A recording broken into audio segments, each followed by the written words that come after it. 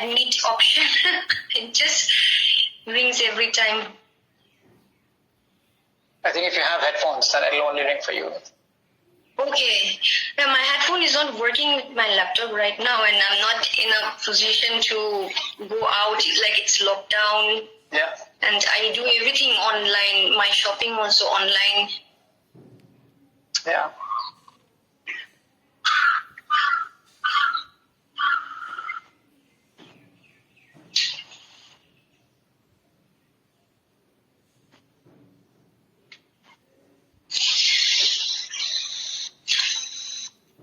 Maybe I think we can start because it's a little quiet now. So Dhiren sir, can I start? Yeah, okay. Rita and Unmesha, I hope you are doing the recording right. We have asked you to do the screen recording. So please start it, okay? Yes, ma'am. Yeah. Okay. Good afternoon to all the participants present here today for the third talk from the ongoing talk series of an introduction to computational linguistics organized by the Department of Linguistics, Assam University, Silchar.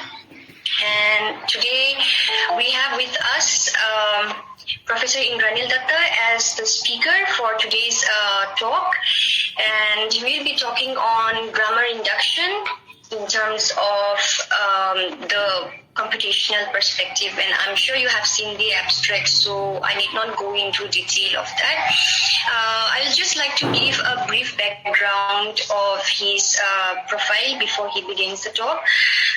Professor Indranil Dutta has done his PhD in linguistics from the University of Illinois at Urbana-Champaign and taught at Rice University, Houston. And then after that, he came to English and Foreign Languages University, Hyderabad, in the Department of Computational Linguistics. Then he joined School of Languages and Linguistics, Jadavpur University in 2020. His area of expertise are speech acoustics, motor control, and automatic methods of grammar induction. And he has also his extended areas, research areas interest in acoustic phonetics, computational phonology, and he's also engaged in his language lab, which is a speech dynamic laboratory or speedy lab, where it primarily focuses on articulatory imaging and modeling and dynamics of speech production and perception systems in relation to cognition. And he also has published in numerous research papers and supervised MPhil and PhD scholars.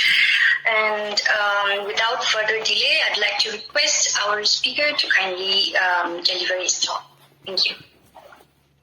Thank you, Manali. Thank you so much to your department as well, to my colleagues in Assam University, Silchar, for lending this very, very kind invitation. This is probably my first COVID invited talk. So if something goes wrong, then just let me know. So thank you so much for inviting me. I'm very, very excited to talk to students, talk to anybody who would be keenly interested in what I do. So first off, I just want to say that some of the stuff that I will talk about, it may seem less familiar. So just feel free to stop me at any moment. Just raise your hand, and I'll be happy to take a question in the midst of the presentation, if you will. So today, I'm going to be talking about grammar induction in artificial neural networks, how machines learn what we already know.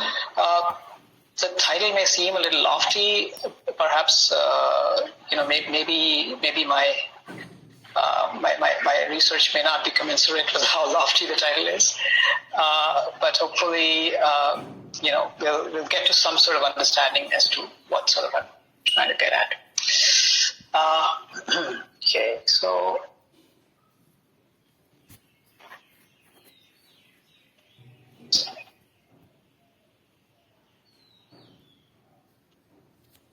Okay, so let us sort of kind of preface guess what I'm talking about. What I mean by grammar induction in artificial neural networks, what I mean by that is how do machines learn what we already know, which means that as linguists, we tend to know a fair bit about how languages function, what kind of patterns seemingly are interesting, and what kind of patterns remain at a sort of low-lying sort of phonetic level, and what kind of patterns emerge from the low-level phonetics into phonology or get grammaticalized, right, become part of the grammar.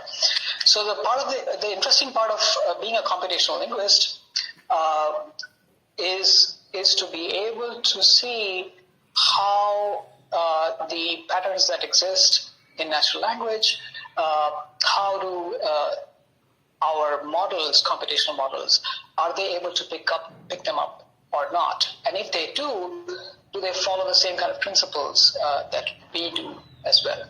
So in other words, do machines learn the way that we do or not? That's the sort of the broad question, right? Now, I may not have a very clear answer to that, and much of doing research is not having answers, but perhaps getting into more questions. So one of the interesting things about speech, which is basically what I work on, is that speech is a dynamical system, right?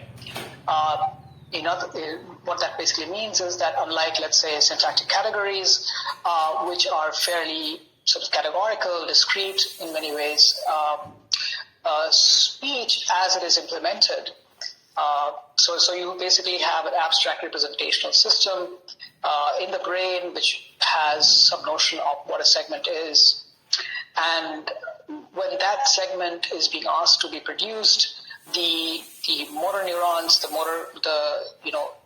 motor functions, the motor cortex basically sends instructions, which then are implemented by the different articulators, right?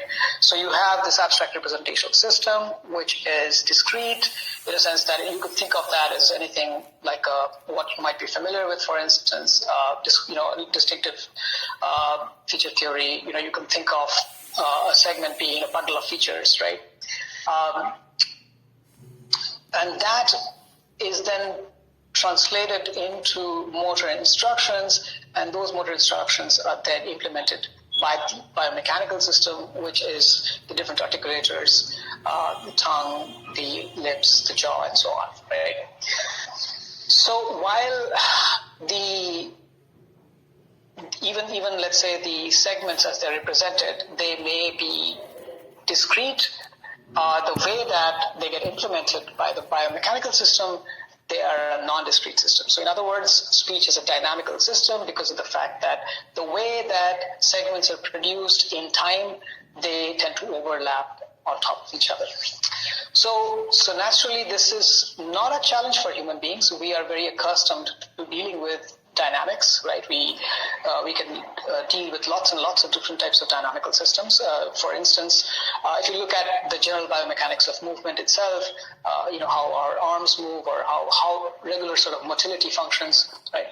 All of these things we are able to basically map quite dynamically. So the question is that how do we sort of go from a very, very abstract system to a sort of dynamical system, right, where implementation is happening. So for that reason, most of my work is on the interaction between co-articulation and contrast. And co-articulation would be the basic sort of notion where articulators get overlapped on top of each other to give some efficiency to the system, right, to be able to basically be prepared to produce something that's coming up, let's say, as the next segment or even the following segment, and while having done that, still be able to discriminate between the segments, right? So in the process, you don't want to lose the notion of contrast, but you want to be able to implement things efficiently. A consequence of perceptually not being able to deal with this is vowel harmony, which is basically what I'm working on, right? So I work on different vowel harmony systems. So I work on Assamese and Bengali and Telugu and Mongolian and Turkish, pretty much any vowel harmony language that I can find, to basically understand how these systems come about. And as a consequence of sort of misplaced perception, and I will sort of go over that in some detail. So we will sort of look at these different types of co-articulatory processes, anticipatory and carryover. So anticipatory would be one where you're anticipating to produce something, so therefore the present configuration for the articulators adjust for that, and the carryover where you have some sort of inertial process by which what you're producing, let's say right now, will affect what you're going to produce a little later. So what we are actually doing in this particular talk today is that we're going to be looking at how in languages which do have vowel harmony, they also tend to have non-harmonic sequences, vowels which basically tend to be opaque to the process of vowel harmony, and in these non-harmonic sequences, we want to be able to understand how co-articulation functions and whether it basically aids contrast or not, right? So in this case, so what we're doing is that we are usually using a set of automatic tools, and one of the things that we tend to use is what are called artificial neural networks. They kind of mimic biological neural networks, but they don't have half the capacity of biological neural networks. So they're quite rudimentary in their architecture, but they do tend to learn stuff. So we will sort of talk about that a little. And then we'll talk about the results that we have from our studies and what sort of implications they have. So when we think of contrast, we've always thought of contrast as a system of sort of discrete changes in feature specifications, right? So those of you who are familiar with phonological features, we think of contrast as changes in voicing or velum lowering, or tongue being front or back or high or low, and contrastive changes tend to happen at a segmental rate. So the number of changes in features would be the same as the change in the number of segments, right?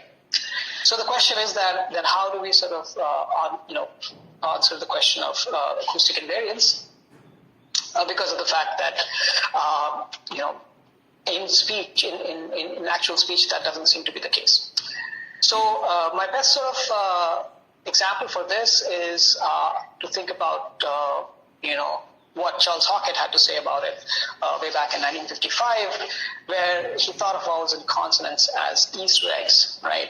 So in the most interesting thing that he said was that think of vowels and consonants mentally as these beautiful, lovely colored Easter eggs, right?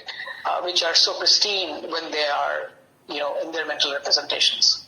But when they are actually produced, they get sort of mangled because of the fact that there is a ringer which is basically smashing them into a mess of sort of color, right?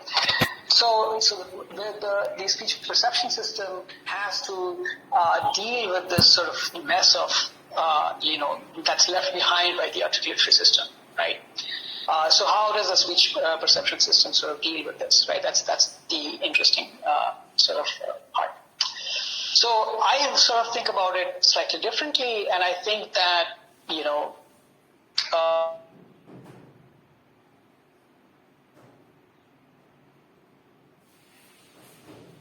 physics, I think of the fabric of speech being made up of, let's say, something what we would call vowel space, right? Imagine that a string of vowels basically makes up the acoustic space that we understand speech to be.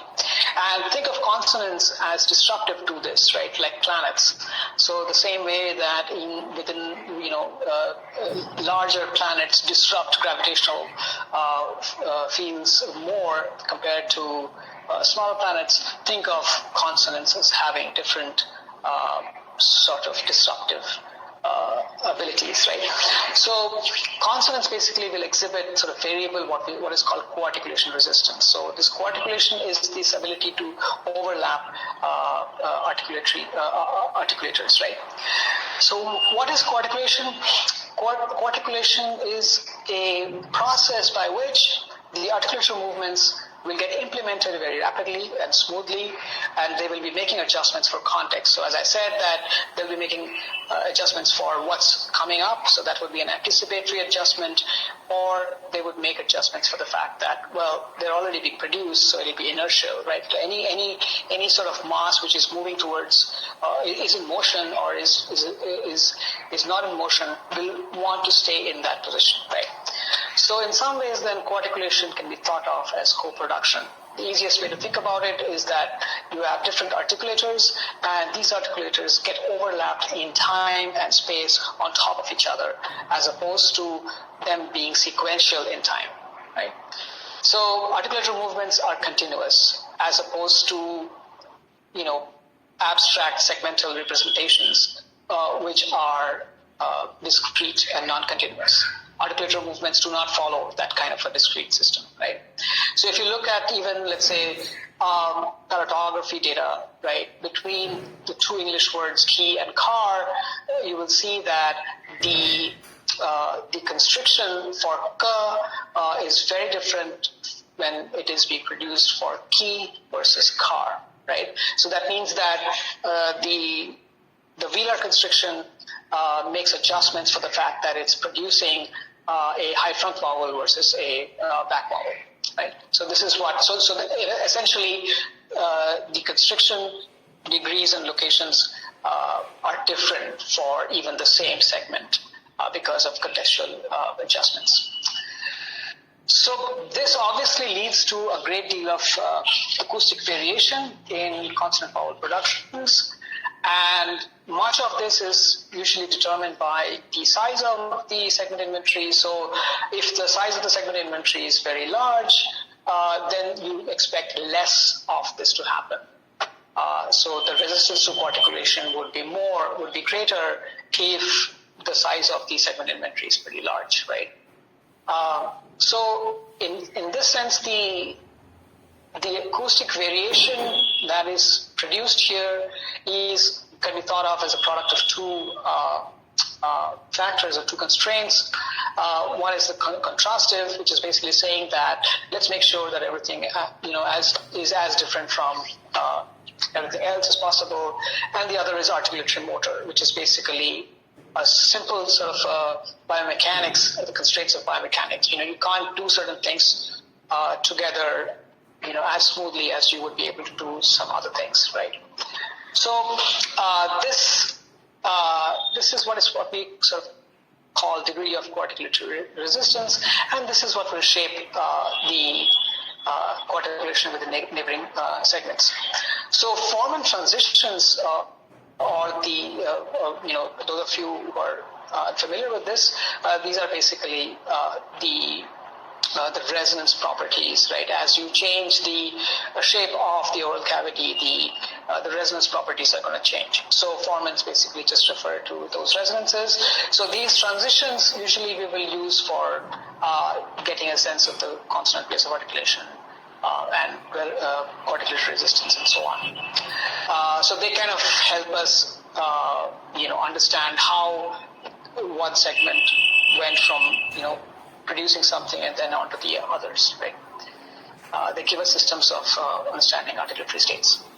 So what is vowel harmony? Vowel harmony is a phonological process. It's a long-distance assimilatory process. It's mostly non-contiguous. That's how so even though we say it's assimilatory, we generally hesitate to call it assimilatory because of the fact that assimilatory processes tend to be contiguous. They affect adjoining segments, as opposed to vowel harmony, where non-contiguous segments get affected. So for clear understanding, we can just say long-distance assimilatory phonological process. So the acoustic variation that happens because of V2V co-articulation, that is vowel to vowel co-articulation, where you can have a consonant intervene, but there is a sort of co-articulation of the tongue between, let's say, the V1 and V2, right? So generally speaking, what tends to happen is that at the perceptual end, listeners, when they see that there is so much co-articulation between V1 and V2, they're able to perceptually compensate for that, right? So because this V2V coarticulation leads to a reduction in phonetic distinctiveness, the listeners do have to compensate for it perceptually, right?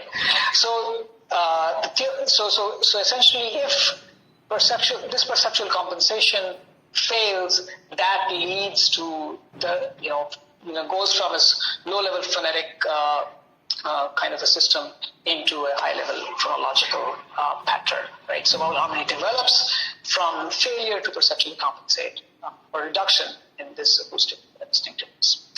So let's sort of quickly go through some of the vowel harmony systems that I've studied, and this is going to be, that's why I'm calling it the Redux version.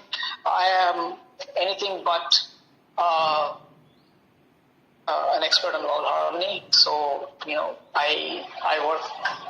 I'm kind of a quasi-phonologist, right? So there might be some details that I may miss or I may not be aware of. So if you are, just let me know. But this is sort of how vowel harmony functions. So if you look at the plural morpheme in Telugu, which is lu, you have sequences like bavi, bavulu, pilli, pillulu, sangati, sangatalu, kolimi, koligulu, kolugolu, and muliki, mulukulu, right? So you can kind of see that the u of the suffix vowel changes the suffix of changes the vowel in the stem, right? And the a vowel seems to block the movement of this u into the stem, right? So essentially, we can think of this as something where the suffix vowel u is a trigger, and it affects the vowels in the stem, except for the stem initial vowel, and the low vowel a is opaque to the harmony process. It stops it, right? So the consequence of Telugu vowel harmony systems would, in some ways, in my definition, be a kind of a neutralizing force because of the fact that,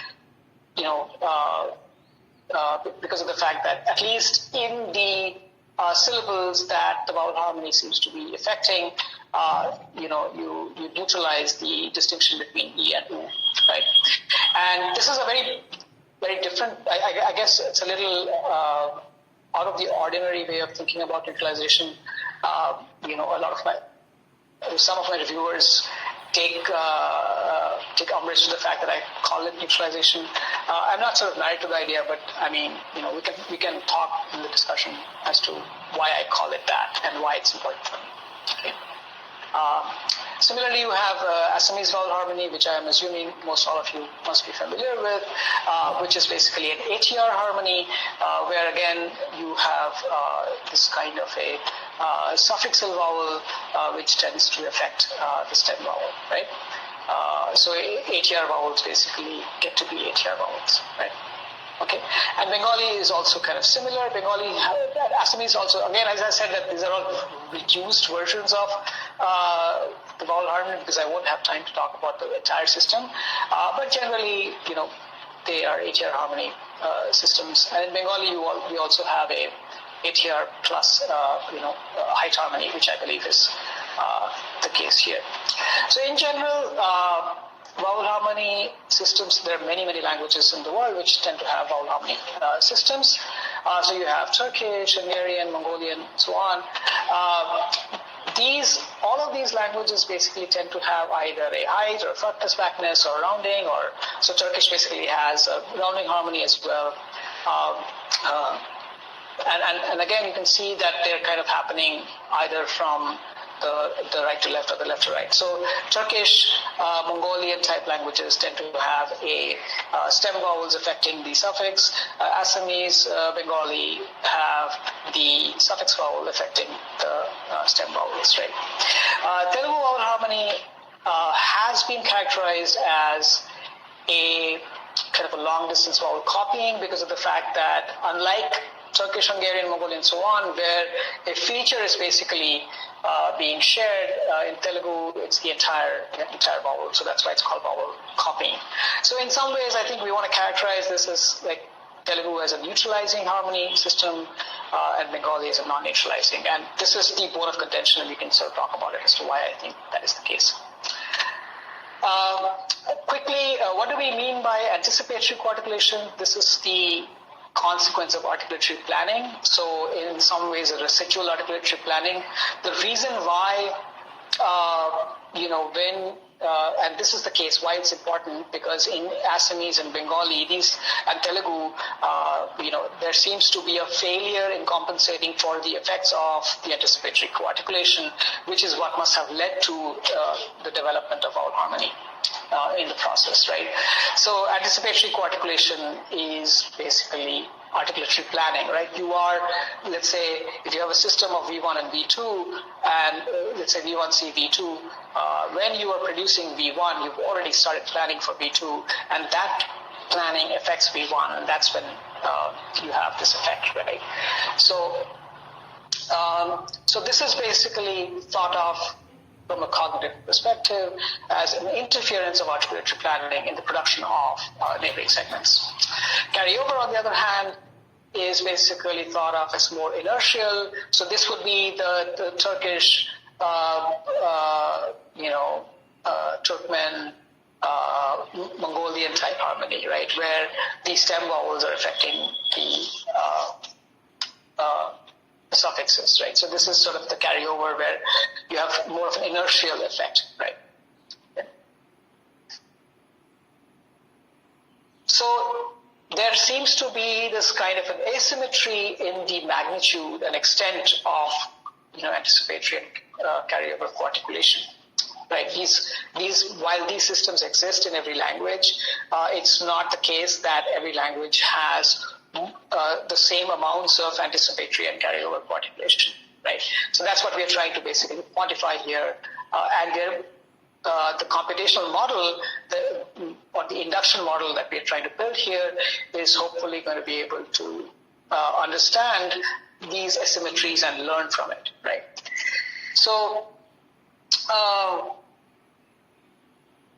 So this is sort of, these asymmetries could be language specific because of the fact that, there can be sort of specific languages which tend to show, so this is broadly what, I have termed co-articulatory propensity, so which can be either in the anticipatory or in the carryover direction. So while both of these things happen at any given point of time, the effect of one can be greater than the other. So that's why it's asymmetrical, right? Now, co-articulation is not a bad thing. It's a good thing because of the fact that, there is a nonlinear relationship that exists between the articulatory and the acoustic parameters. And so aside from being speech production being a dynamical system, it is also very, very sort of non-linear in its relationships, right? So the articulatory to acoustic relationship is non-linear, the acoustic to auditory relationship is non-linear. So we have, at the very least, two non-linear systems that we are trying to basically understand. What we mean by non-linear should be quite straightforward, which is that if you change values in one parameter, let's say in the articulatory parameter, that does not lead to proportional change in the other parameters. So if you moved your articulators, let's say,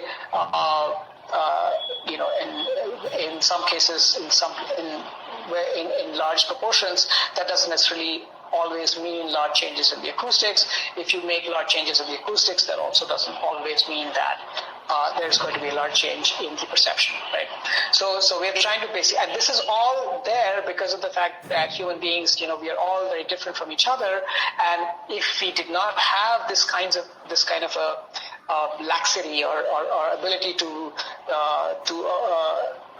adjust to each other's production, then communication would kind of fail. So large changes in the articulatory parameter will always not lead to large changes in the acoustics, and generally will follow what is called a sigmoid function, and we will sort of get to that in a moment here.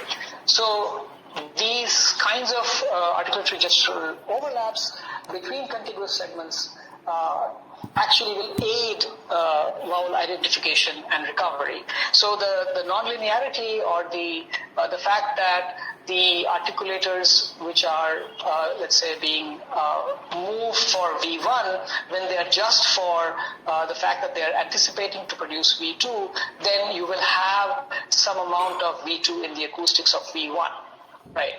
So this is good because when you are processing the acoustics of V1, you will already get a cue as to what's the following vowel which is going to come up. So this is great because this basically it makes V2 or the recovery of V2 perceptually more salient, right? So let's say that if somebody came and spoke over this, right, they completely mask this, you would still be able to, without using higher level lexical information, we still be able to say that, you know what, even though I didn't hear this, there's probably a V2 which is coming up.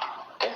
So this is really, really great. The opposite also holds true. If somebody spoke over this and there was some noise because of which we couldn't hear this, we could still tell that the vowel which came before was of V1 because of the inertial effect that V1 would have had. So the V1 affecting V2 would be a carryover articulation, and the V2 affecting the V1 would be an anticipatory sort of planning effect.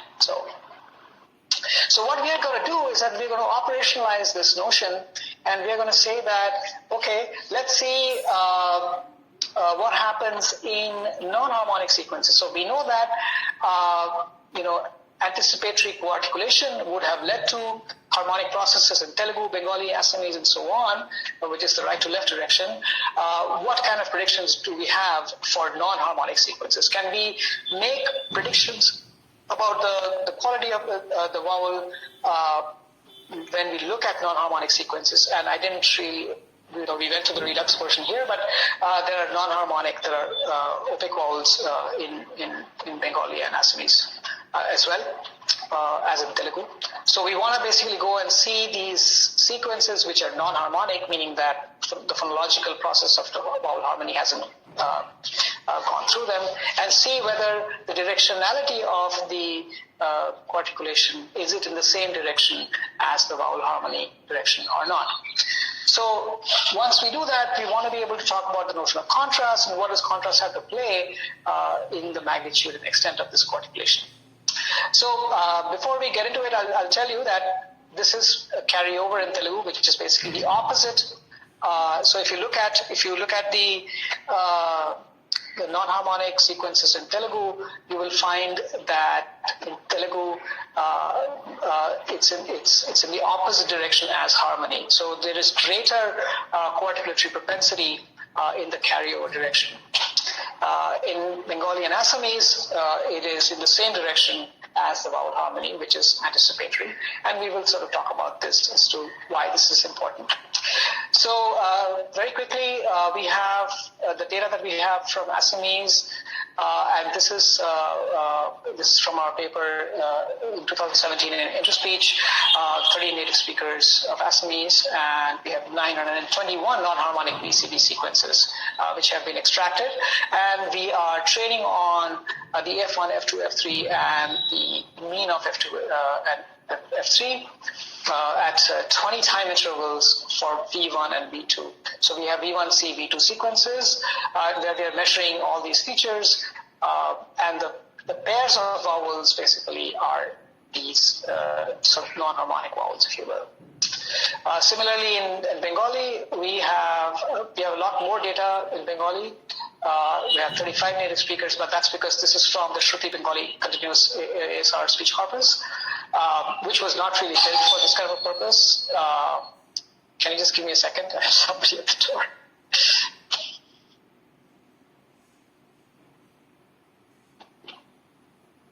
Oops. Monali, can I just take a second? Yeah, sure. Sorry about this.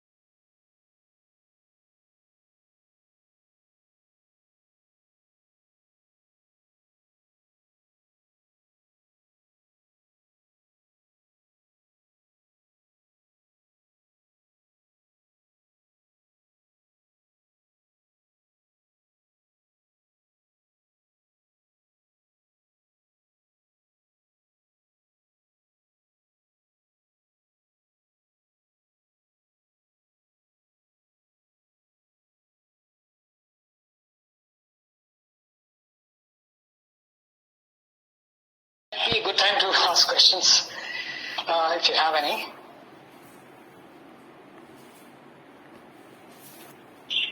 I think you can carry on. Okay, Once sure. it is over, then I can address all the questions that are there in the chat Sure, box. sure. Yeah. Sorry about that. I live alone. No problem. Okay. So essentially in Bengali we have a lot more data, and we have 35 native speakers of Bengali in this corpus. And so here too we basically extracted the non-harmonic sequences. The methods that we are following is the same here as well. We are extracting F1, F2, F3, and the mean of F2 and F3, and this V1, V2 sequence. So what we are doing is that we are choosing machine learning methods over statistical methods because of certain advantages that we have, and for also a position that we want to take. And I will sort of get to it in a moment here. So what we are going to do is that we are going to use these artificial neural networks or the recurrent neural networks, RNNs, and SVM classifiers. We are going to train them on the acoustics of V1 and V2, and we are going to ask them to make predictions on what. So let's say that if they train on the V1 and the V2, and then we ask them to make predictions about, given this V1, can you make predictions about what V2 is coming? Then we operationalize the idea. This is exactly what listeners must be doing too, right? And do computational models basically use this information or not, right? So we're going to leverage that idea. So if we find that V1 is getting better predicted from the acoustics of V2, then we will assume that the carryover articulation was greater. If, however, we see that V2 predictions are better from the V1 acoustics, that would basically imply that the articulatory propensity is greater in the anticipatory direction. So that's the way that we will think about operationalizing this. So generally speaking, people use, we could easily have used statistical methods too, but the issue is that, the major issue with using statistical models is that statistical models imply that you should already have a hypothesis as to why one way or the other it should move. And we are kind of in a territory here we're kind of exploring. We're not exactly sure which direction this is going to go. So this is sort of the main reason, if you will, for us choosing machine learning. So what are artificial neural networks? This is, again, a quick and easy way of thinking about what they are. They're kind of connectionist learning systems which model interconnected layers of neural units.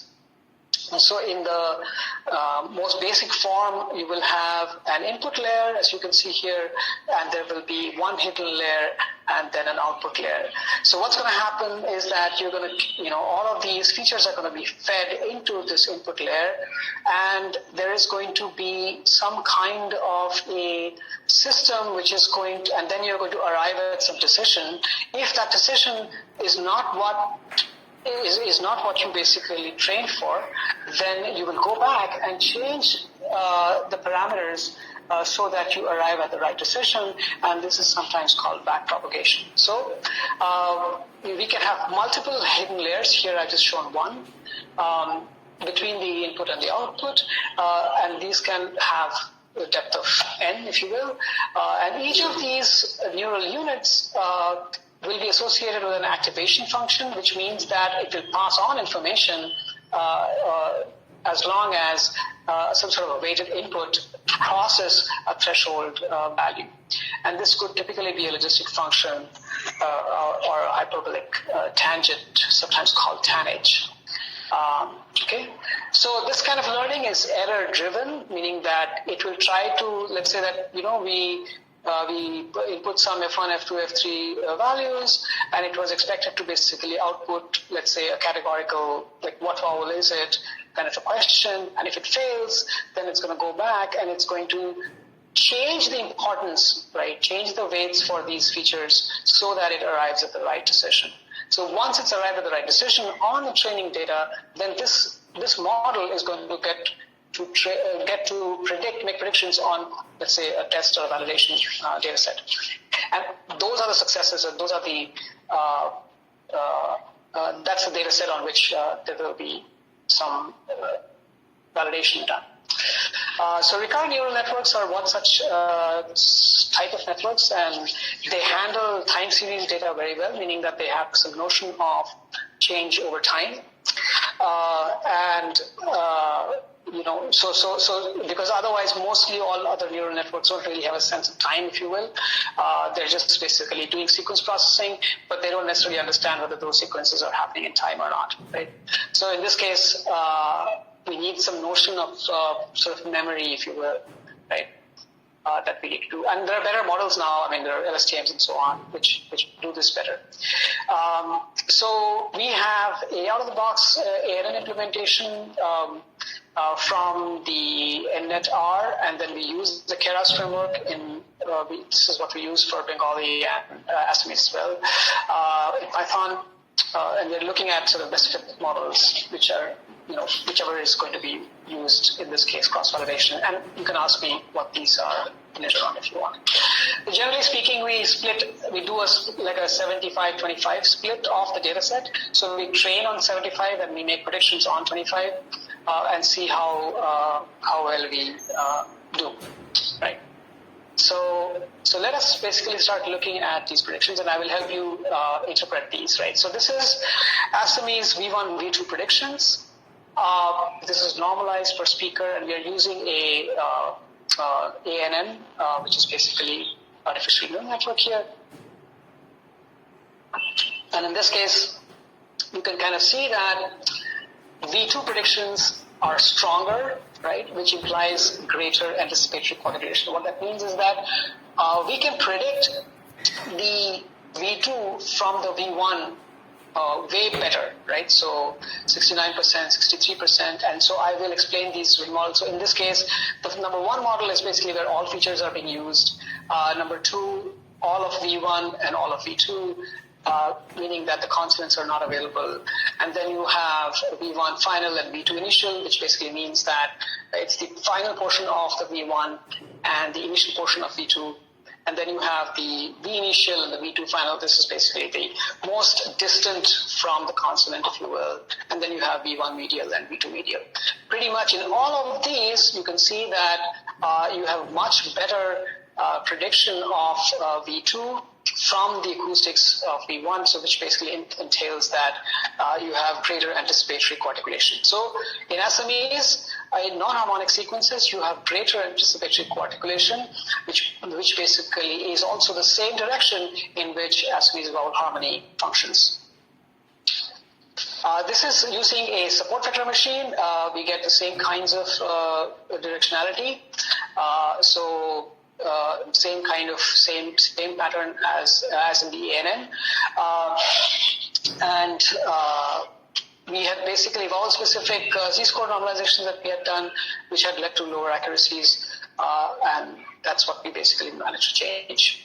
In Bengali too, we have a SVM, we have a two-layer, multi-layer perceptron, and a two-layer LSTM.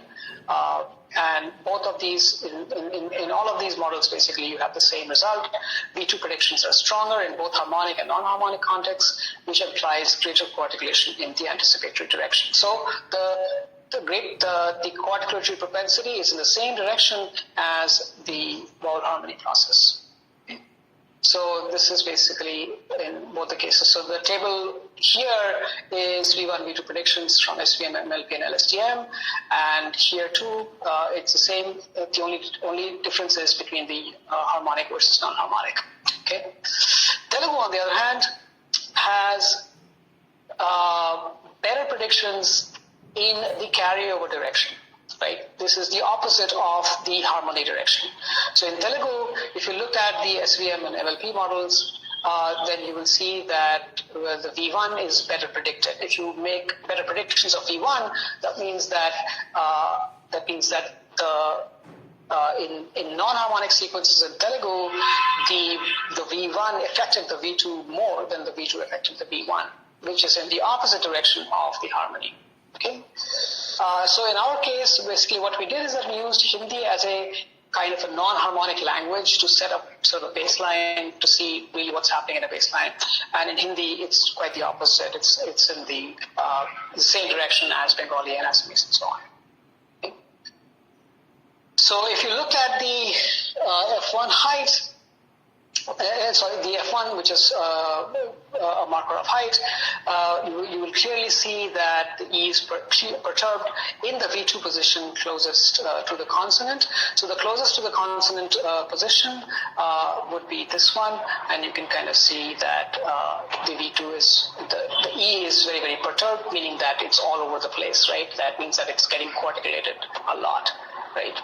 So in Bengali harmonic sequences, you can kind of see again that similar kinds of things. So the V2, this is a T5, so it's basically closer to the beginning of the vowel, right? Beginning of V2. So in the non-harmonic sequences, you can kind of see that the U is sort of all over the place, and these are Z-score normalized data. Okay? So what do we find? I'm sorry, did I miss the Assamese data? Oh, okay, I didn't. Sorry. Sometimes I just end up confusing myself. Okay. So the directionality of effect of coarticulation is such that in Telugu, it's greater in the carryover direction, which is the opposite of the vowel harmony direction. In Bengali, it's greater in the anticipatory direction. In Assamese, it's greater in the anticipatory direction. So the argument that we are trying to basically make is that what the models tell us is that harmony in Telugu is complete assimilation, right? There is neutralization and obliteration of contrast, and it's the anticipatory direction. It's happening in the anticipatory direction. Therefore, in an effort to offer perceptual benefits in non-harmonic sequences, it's the carryover coarticulation which is, in some ways, sort of protecting contrast, if you will, between vowels, right? So the non-harmonic sequences in Telugu, what's happening is that in an effort to maintain contrast, there's an opposite force, opposite to the direction of the harmony that's playing, right? In Bengali and in Assamese, they're basically ATR harmony system. They're non-neutralizing. It's just a feature. They don't really obliterate contrast. They're not really neutralizing the vowel. And so therefore, in the non-harmonic sequences, it's still in the same direction as in the harmony, which is in the anticipatory direction. So there's a lot of sort of parametric variation, therefore, in languages based on what the contrastive status of a particular phonological process is going to be. So what did the models learn? What did we induce from it, right? What we induced from it is that when we unleash these neural networks on language data, they're able to basically figure out that there is a difference in a way that the articulators are going to overlap because of the fact that one type of overlap may lead to obliteration of a particular contrast. So in some ways, they understand that contrast as a notion needs to be preserved, right? So we have done some similar work on using artificial neural networks for prediction of tone. So we've basically worked on tonal coarticulation as well. And this is a paper that got published in InterSpeech in 2017. So I'd be happy to talk about those as well. But essentially, what you're seeing here is, again, we want to predict tone 1 from tone 2 and tone 2 from tone 1. And there too we have a fair bit of interesting results there as well. So what we're working on right now is that we are working on half Mongolian, and we've already published some on some basic statistical models, but we are working on a 15-speaker database that we have collected, and in that we are trying to basically understand whether this is the case or not. In the preliminary study that we had on half Mongolian, we found that such was not the case, but that may have to do with the fact that there is also an asymmetry, let's say, between the Mongolian Turkish types of vowel harmony systems, wherein it seems to be following the Telugu type of a pattern, but that may have to do with the fact that they're changing the suffix vowel and so on. So also we are interested in doing ultrasound imaging, and we're doing some hopefully in the near future to be able to understand how these systems sort of function in terms of just also the articulators, because of the fact that there is an asymmetry between articulatory parameters and acoustics, and it's not clear to us whether what we are seeing in the acoustics, whether we'll see that in the articulatory parameters as well. For this part of my, so all of the work that has been presented, easy for me to come and talk about all this here, but I have basically 3 collaborators with whom I worked on this, with Amir Gogoi, who's at University of Florida, on the mesotones, and also with Priyanku on SMEs, and Irfan basically with all the SMEs and the Bengali data. So I think I'm going to stop here for a moment and sort of take questions. And thank you again for listening to me. I hope I'm still in time. Yes, okay. I think I did okay, I think. Yeah.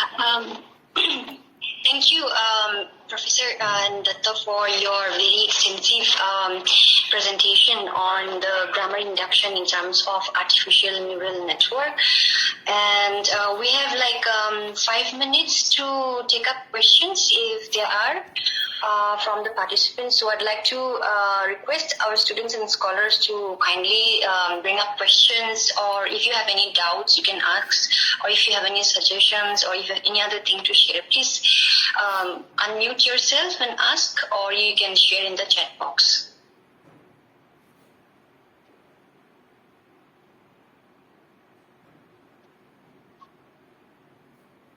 Are there any questions?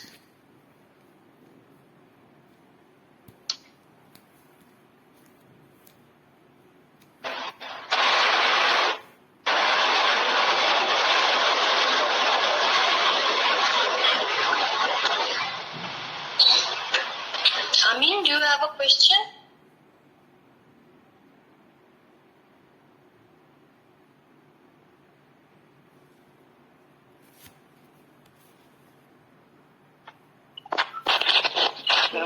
Yeah, Amin. Please ask any question. If you have doubt, you can even ask that. If you didn't understand anything. Yeah, ma'am. Today I understand one new thing that about that are technically in network system grammatically involved. So thank you for sir for wonderful discussion. Thank you. Thank you, Amin. Nisha, do you have any question?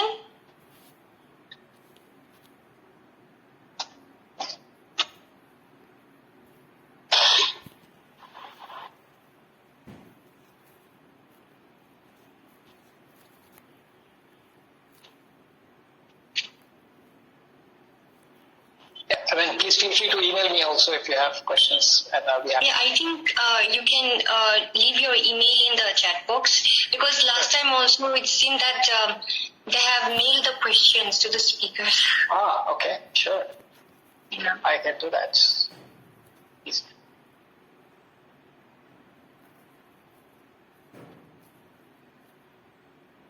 Upashana, any question you have?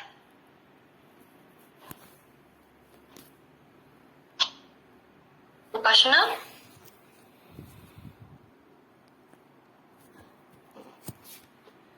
What about Borsha? Is Borsha here? I think she left. That's my email. So feel free to put in questions. Please send the questions to our speaker in this email ID. And if you're hesitant, then you can also CC the question to us in this email ID.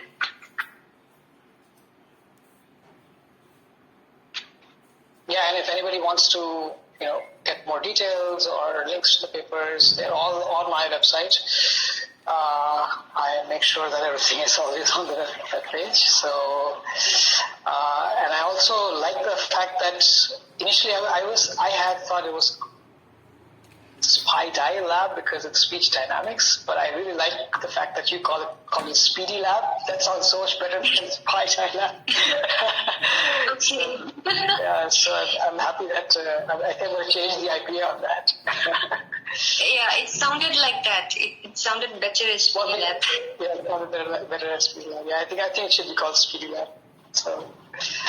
Yeah, so that's my sort of webpage, which gets maintained regularly as opposed to the official one, which doesn't get updated as regularly.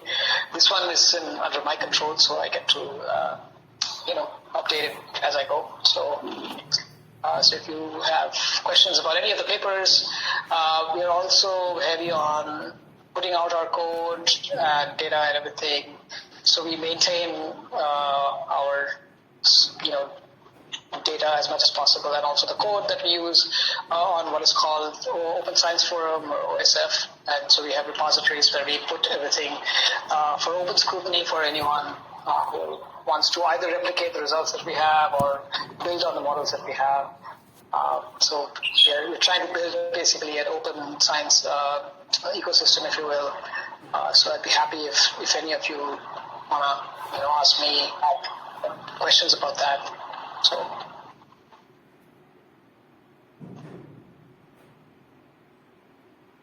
Are there any more questions or feedback?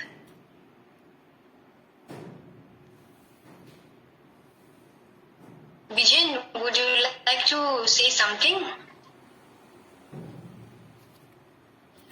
Okay, thank you, Manali, and thank you to Professor Indranil Dutta for that informative talk on the grammar induction in artificial neural network. What I hesitate about the students that why they are not asking question is I think this topic may be very new to them, and the terminologies that the speaker was using, like SVM, MLP, LSTM, B1, B2, I think they are not able to digest properly. So that might be the one reason that they are not asking. Even though I really enjoy the presentation, it was really a wonderful and informative talk. So overall, what I would like to know from Professor Indranil is, yes, we have an idea about what is a neural networks, and but just for the sake of student at a very basic type, if you could concisely explain what is a neural network and how when it becomes an artificial neural network, how this sort of information that we try to fix in the machine, it works in a very nutshell type. Thank you. Sure, I'll try to do my best. So, as I put up on my slides, they're usually biologically inspired, but they don't have the same kind of functionality. So what tends to happen in biological neural networks, which is what is replicated in artificial neural networks too, is that biological neural networks have what is called a spiking threshold, which means that you've got to poke it with enough sort of a particular neuron is only going to pass on information to another neuron as long as you satisfactorily poke it with enough sort of chemical information, right? So essentially, let's say that if you are going to identify a vowel as a high front vowel, then it must have a low F1, for instance, right? So if you provide enough amounts of low F1 information, then the decision as to what the vowel is going to go to a D, right? right? So these neural networks, what they're trying to understand is that here's a distribution of F1 values, and if a new value comes within that sort of distribution, within that probability, then it's going to be a high front vowel E, right? So it's associating F1 values with identity of vowel. Right, so it's going from using continuous information, which is continuously changing F1, and making predictions, categorical predictions about vowels. So that's what it's basically learning. This is exactly how most likely our auditory perceptual system functions as well, right? Because the F1 values from speakers impinges on our auditory perceptual system. We process that information and make decisions about the categorical information associated with vowels, right? So artificial neural networks therefore are layers of these neurons, which hopefully represent higher level representational information, right? So at the very low level, you may have sort of phonetic information, and at the highest level, you may have, let's say, semantic or pragmatic information, right? So if you think of an end-to-end system, then you have speech being fed at one end and sort of meaning coming out the other, right? So these networks basically would be sort of tagged onto each other, right? They will be, so the depth of these networks basically represent the depth in representation. So the deeper you go into the, So let's say if you have a 100-layer neural network, then perhaps the higher, the layers will have higher level information, and the lower layers will have lower level information. So I hope so they're modeled after biological neural networks, but they're not close to the complexity. What the artificial neural networks are good at is basically the architecture itself, right? Meaning that, we can have very, very large networks, computational networks. So what we lack in sort of in terms of the chemistry, we fix it with the size of the network, if you will. So. Yeah, thank you. That's a great explanation. And I think before we induce, let's take an example, something like if we are supposed to induce a vowel, particular vowel, let's say high front vowel, then there must be some parameters so that we can introduce it to the machines before we make the artificial neural network. Hope so. That is another one step also. Right. So in the training process, what happened was that the features were F1, F2, F3, and the identity of the vowel, right? F1, F2, F3, identity of the vowel. So now what we're saying is that we're asking that, okay, given this F1, F2, and F3, tell us what is the V2, right? Mm-hmm. So if you make better predictions of the V2, that basically meant that the V2 affected the V1 much more than the V1 affected the V2, right? So we are using the classification system, the classificatory powers of artificial neural networks to figure out the propensity of articulation, how the articulators would have basically overlapped on top of each other, right? So this ultimate goal would be to map what is called articulatory acoustic mapping. So if you have simultaneous data, so we can collect, let's say, articulatory data using something called, let's say, electromagnetic articulography, where sensors are put on the subject and the subject is then put inside a magnetic field. So we have simultaneous acoustic and articulatory data. So now we can kind of see how these two systems basically map onto each other, right? So when we train enough the artificial neural network on the mapping between the articulatory and the acoustic parameters, then any missing information in any of these parameters we can make predictions about. So that's sort of the thank you. Yeah, we look forward to hear you more from you in the future. So thank you. Yeah, over to you, Manali. Yeah, Thank you, Vijayan. It was a very interesting question, actually, and it's good to know that Professor Dutta has clarified that. I was also curious regarding the Assamese co-articulation. Is it that you found the frequency of anticipatory articulation more than neutralization, or is it that there was only the presence of anticipatory articulation and not neutralization? Yeah. Right. So in Assamese and Bengali, right? So there's when you're having co-articulation, you have always both, right? So there is effect from the V1 to V2 and V2 to V1. Both happens. We are just trying to figure out which happened, which is greater in propensity, right? So in Assamese and in Bengali, it's the same kind of pattern, right? So if you look at why we are looking at non-harmonic sequences, because in non-harmonic sequences, harmony does not apply. Because in harmony, we know that the V2 affected the V1. We know that. So Taz becomes Tezi, right? So we know that the oncoming suffixal vowel affects the stem vowel. So we don't really need to know whether the anticipatory effect was greater. We know that it is, right? Because that's how the vowel harmony systems came about. The listener could not compensate perceptually for the co-articulation and started to hear an ATR vowel in the V1, right? That's what happened, right? So, but in the non-harmonic sequences, it would be interesting to learn, right? Because in the non-harmonic sequences, we will know whether is it the case that in those sequences also the anticipatory effect is greater. Right, so that's what it seems like. So because of the fact that the system it's a featural system, right? It's a